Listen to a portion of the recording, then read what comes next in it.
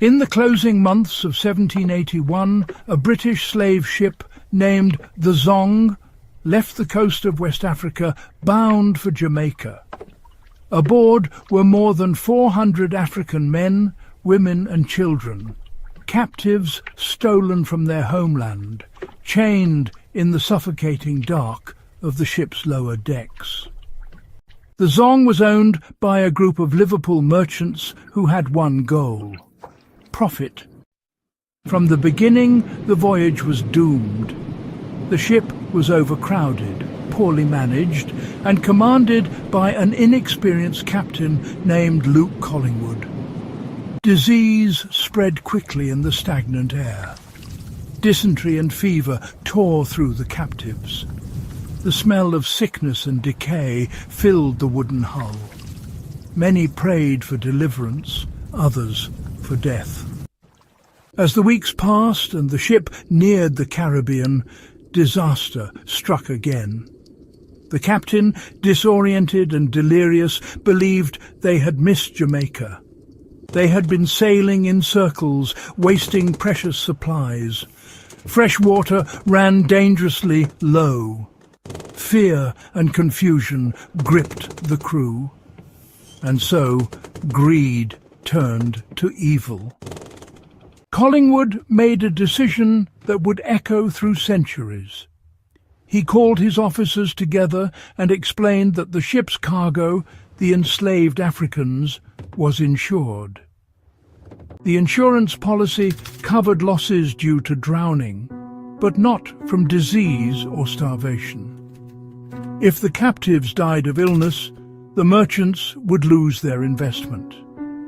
If they were thrown overboard alive, the loss could be claimed as damage and repaid in full.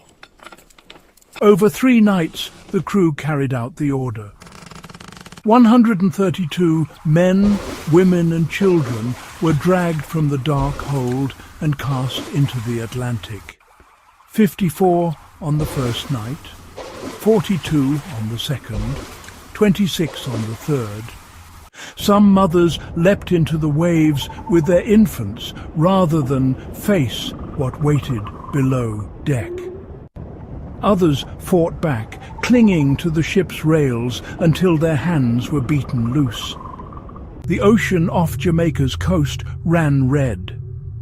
Witnesses later said the screams carried across the water long after the ship had moved on. When the Zong finally reached Black River, the owners did not mourn. They filed an insurance claim for 132 lost slaves. The case went before the British courts in 1783, but it was not a murder trial. It was a business dispute. In the courtroom, the enslaved Africans were described as property, cargo, no different from barrels of sugar or tobacco.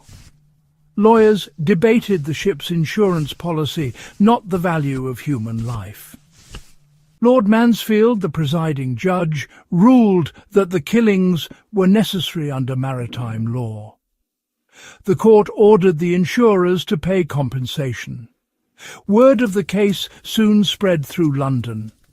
Outrage grew. Among those who refused to let the story die was Granville Sharp, one of Britain's early abolitionists. Sharp fought to reopen the case, gathering letters and testimony from the crew. The case was retried, and this time the court overturned the decision, not because it recognized the humanity of the victims, but because it questioned the captain's navigation and judgment. Still, no one was charged with murder. No one was held accountable. Yet the horror of the Zong could not be contained.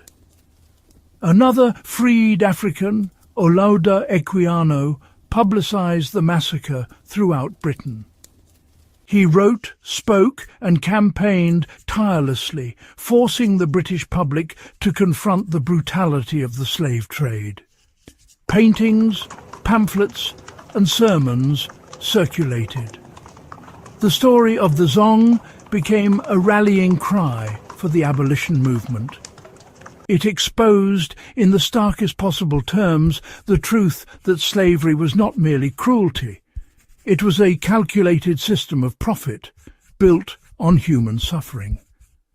The outrage born from the Zong helped ignite the movement that would eventually end Britain's participation in the transatlantic slave trade in 1807. But for the 132 souls thrown into the sea, justice never came. Today, the waters off Jamaica's coast hold no graves, no markers, no names, only silence. The sea hides its secrets well, but it remembers. Every wave that breaks upon the shore carries a fragment of their story, a whisper of the crime that once stained these waters red. The Zong massacre remains one of the darkest chapters in Jamaican and world history, a testament to the cruelty of greed, the resilience of those who resisted, and the enduring need to remember what others tried to erase.